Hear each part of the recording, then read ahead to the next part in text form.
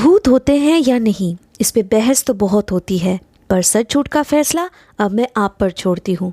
तो स्वागत है आपका घोस्ट स्टोरीज इन हिंदी में, जहाँ मैं हूँ आपकी होस्ट विदिशा। और अब से हर हफ्ते शुक्रवार को आप मुझे सुन पाएंगे एक्सक्लूसिवली ऑन स्पॉटिफाई। आज ही घोस्ट स्टोरीज इन हिंदी को स्पॉटिफाई पे फॉलो करें और बेल आइकन को दबाना ना भूलें, जिससे मेरी हर कहानी आप सुन सकेंगे सबसे पहले। हर शुक्रवार कॉलेज से जल्दी निकलने की कोशिश करता है नित्यम, पर आज प्रोफेसर खुराना के कहने पर उसे प्रोजेक्ट वर्क कंप्लीट करने के लिए कुछ ज़्यादा ही वक्त के लिए रुके रहना पड़ा था। सर के साथ मिलकर उन्हें अलविदा कहने के तुरंत बाद ही अपने कॉलेज हॉस्टल पे पहुंच गया। वो अपने ज़रूरी कुछ सामान बैकपैक में डालकर लगभग भागते हुए ही हॉस्टल के मेन गेट तक पहुंचा नित्यम। किसी भी कीमत में लास्ट ट्रेन को मिस नहीं करना था उसे। हर वीकेंड अपने परिवार के साथ बिताया करता था वो। माँ और बाकी सबसे दूर होकर भी उसे इस बात की एक तसल्ली रहती थी कि हफ्ते में 2 दिन ही सही, पर वो उनके काम आ पाता है। उसके बाकी सारे क्लासमेट्स और सीनियर्स इस बात से उसे चाहे कितना भी चिढ़ाते, लेकिन नित्यम कभी भी अपनी जिम्मेदारियों से भागा नहीं। आखिरी ट्रेन तो 10 बजे की है। अगर मुझे अभी कोई ऑटो या कैब मिल गई तो भी स्टेशन पहुंचने में कोई दिक्कत नहीं होगी, मगर इस वक्त कोई गाड़ी मिलना भी नामुमकिन सा है।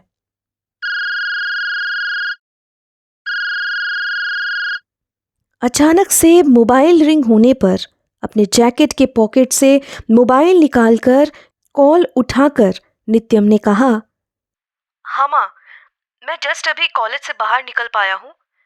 देखता हूँ अगर आगे चलकर कोई ऑटो मिल जाए तो, वरना आज का आखिरी ट्रेन भी मिस कर दूंगा मैं। पर आप चिंता मत करना, मैं देखता हूँ कुछ कर सकता हूँ कि नहीं। माँ के साथ कुछ और बातें करते हुए नित्यम 15 मिनट तक पैदल चलता हुआ बस स्टॉप पर पहुंच चुका था। कॉल कट होने पर अपने मोबाइल को वापस रखते हुए नित्यम को पता चला कि उसने अपना वॉलेट कॉलेज हॉस्टल में ही छोड़ दिया था। बैकपैक में बस घर तक पहुंचने के लिए कुछ ही पैसे पड़े हुए थे। ओफो, अब तो इसी से काम चलाना पड़ेगा। इतने थोड़े पैसे में कैब नहीं अफोर्ड कर पाऊंगा। बेहतर यही होगा कि कोई ऑटो कर लूं, पर इस वक्त ऑटो कैसे मिल सकती है? अरे, वो ऑटो तो इसी तरफ आ रही है। लगता है अंदर कोई सवारी भी है। भैया भैया भैया भैया, स्टेशन तक चलोगे भैया? ऑटो को रोकते हुए कहा नित्यम ने। उस ऑटो ड्राइवर ने बिना कुछ कहे बस हाथ हिलाकर ना का इशारा किया। नित्यम को पता था कि उसे बस यही ड्राइवर उसकी मंजिल तक पहुंचा सकते थे, तो उसने इस बार कुछ विनती करते हुए कहा, प्लीज़ भैया, मैं बहुत मुसीबत में हूँ। मुझे किसी भी कीमत में आखिरी ट्रेन पकड़नी ही पड़ेगी। आपके बाद शायद यहाँ मुझे कोई और ऑटो ना मिले। बस आप ही हो जो मुझे मदद कर सकते हो, वरना इस हफ्ते मैं अपनी माँ को नहीं मिल पाऊंगा। ठीक है, कहानी सुनने का वक्त नहीं है मेरे पास, जल्दी से आ जाओ अंदर। इस बार ऑटो ड्राइवर ने कुछ गुस्से में नित्यम को जवाब देते हुए कहा। नित्यम बैग लेकर अंदर चढ़ने ही वाला था कि उसने ऑटो में उससे पहले ही किसी सवारी को बैठे हुए देखा। करीब 55 साल की एक बुजुर्ग औरत वहां बैठी हुई थी। नित्यम उनके बगल में बैठकर अपने घर पे टेक्स्ट मैसेज भेज दिया कि उसे अब ऑटो मिल चुकी है और जल्द ही स्टेशन पहुंचकर ट्रेन मिलते ही आगे वो मैसेज करके उन्हें खबर कर देगा। ऑटो रिक्शा ड्राइवर ने रेडियो में कोई गाना चलाकर रखा था, जिससे सुनते हुए गुनगुनाया जा रहा था वो,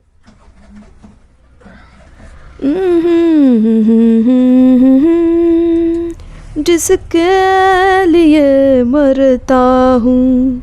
एक ऐसी लड़की है जिसे मैं प्यार करता हूँ।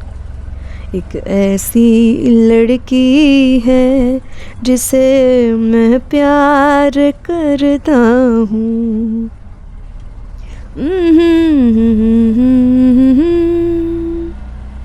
नित्यम ने बैग से पानी का बोतल निकालते हुए कहा, भैया अब कब तक पहुंचेंगे स्टेशन? नित्यम की बात जैसे उसके कानों तक पहुंची ही नहीं। बिना कोई जवाब दिए ड्राइवर पहले जैसे ही गुनगुनाता गया।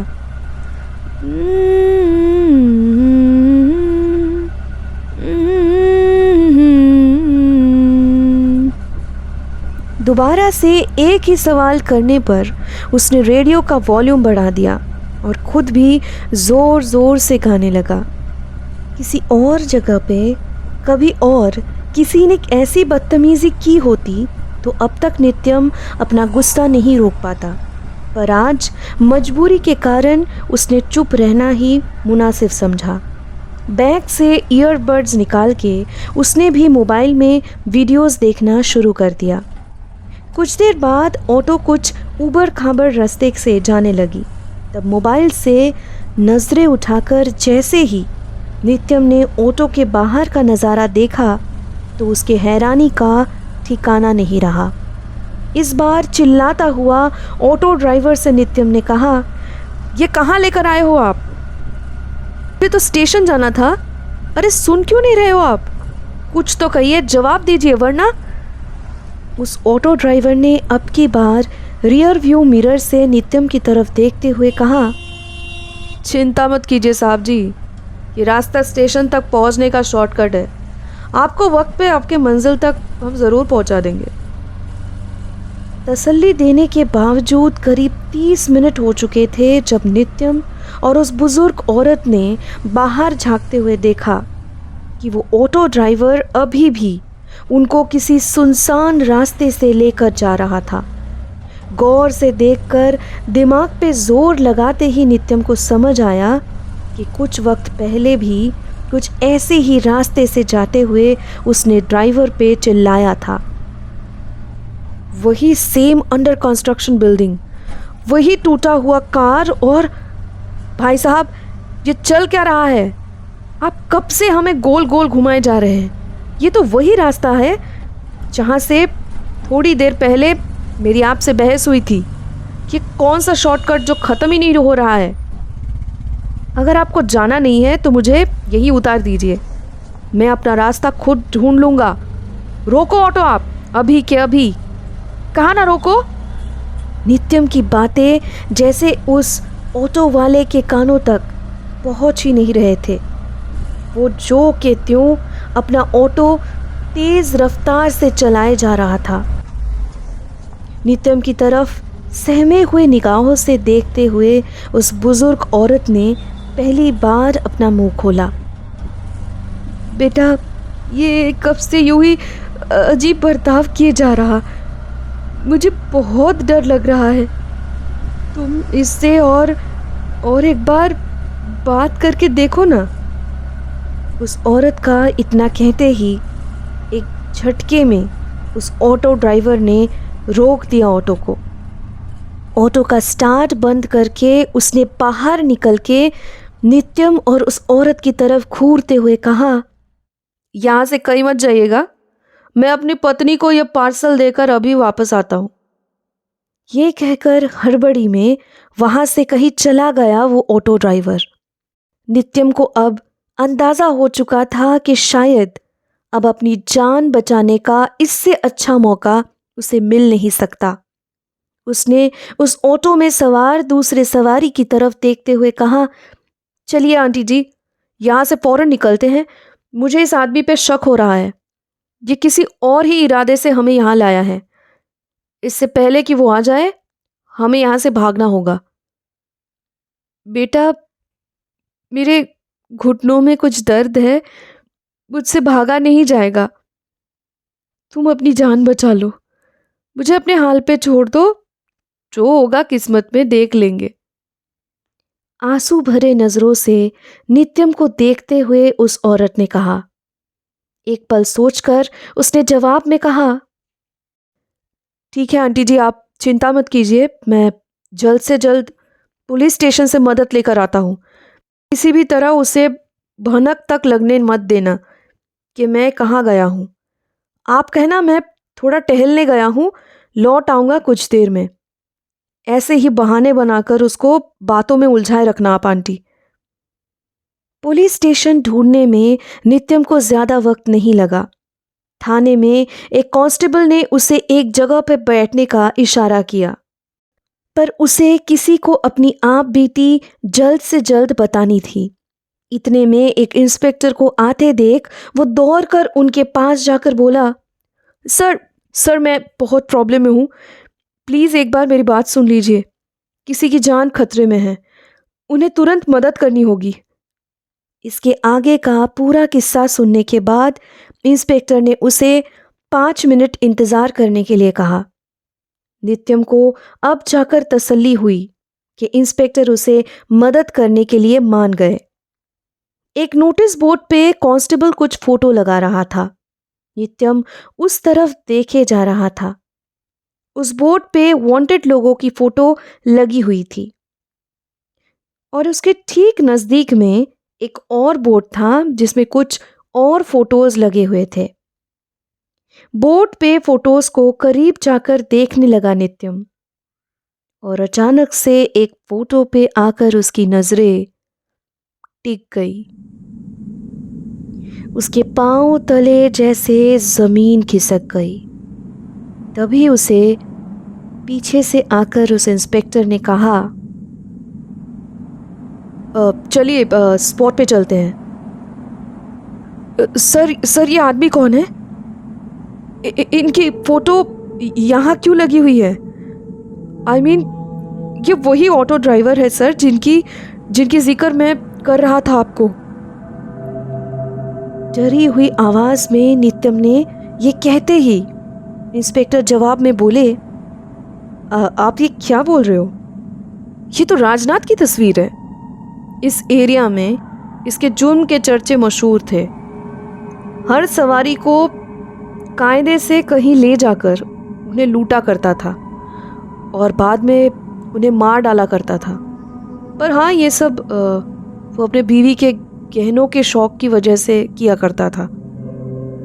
उनके पैसे कभी नहीं लूटता था, बस औरतों को मारकर उनके गहने हड़पना ही इसका मेन टारगेट हुआ करता था। मतलब ये अभी भी वांटेड क्रिमिनल है। नित्यम बेचैन होकर बोला, देखिए आप पहले स्पॉट पे चलिए, उस औरत को हमें पहले बचाना होगा, आइए। इतना कहकर इंस्पेक्टर बाहर चले गए। ओह नो, बहुत देर कर दी हमने आने में। शी इज नो मोर। नित्यम की तरफ देखकर कहा उस इंस्पेक्टर ने। उस ऑटो ड्राइवर ने आखिरकार वही किया जिसका नित्यम ने अंदाजा लगाया था। खून से लथपथ रास्ते के कोने में पड़ी हुई उस बुजुर्ग के लाश को देखते हुए नित्यम ने कहा, sir please arrest him as soon as possible, bloody murderer. मैं चाहकर भी उसे अरेस्ट नहीं कर पाऊंगा मिस्टर नित्यम, क्योंकि राजनाथ 1994 में एक पुलिस एनकाउंटर में मारा जा चुका था। पर आज भी यूं ही रूह बनकर अपने वजूद का एहसास वक्त वक्त पे हमें कराता रहता है। We are totally helpless to stop this brutal crime. मरने के बाद भी उसने अपना घिनौना काम करना छोड़ा नहीं है। यूं ही मासूम औरतों को रास्ता भटकाकर मारकर उनके गहने चुराया करता है। पर मुझे एक बात समझ नहीं आ रही है, आपको लिफ्ट कैसे दिया उसने? क्योंकि राजनाथ मर्दों को हरगिज अपना सवारी नहीं बनाता था। नित्यम किसी भी सवाल का जवाब नहीं दे पा रहा था। उसने तो जबरदस्ती ही राजनाथ के ऑटो में अपनी जगह बना ली थी, पर उसे अफसोस इस बात का हो रहा था कि उस औरत को वो किसी भी कीमत पे बचा नहीं पाया। घोस्ट स्टोरीज इन हिंदी को स्पॉटिफाई पे फॉलो करते वक्त बेल आइकन को दबाना ना भूलें, जिससे मेरी हर कहानी आप सुन सकेंगे सबसे पहले। अब से हफ्ते के हर शुक्रवार को मैं आपके लिए लाऊंगी ऐसी कहानियाँ जो आपके डर के परिभाषा को बदल के रख देगी।